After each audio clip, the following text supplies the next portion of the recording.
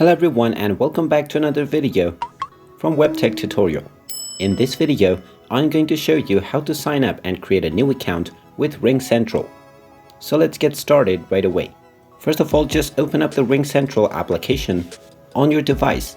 And then once the application is opened up, you will see the sign in as well as the create free account button. Go ahead and tap on create free account, and then you will be asked to select whether you are under 16 or older.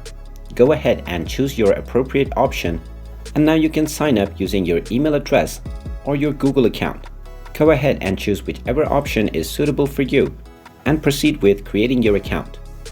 Now if you select your Google account, you will need to tap on the allow button to proceed with creating your account.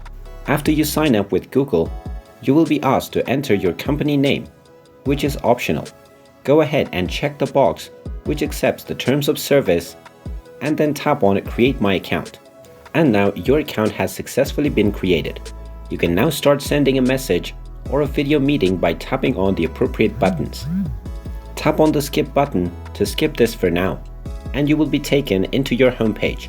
And now you can directly start meetings or join one using the RingCentral application and start using it on your device. And there you have it. That is how easy it is to sign up and create a new account with RingCentral.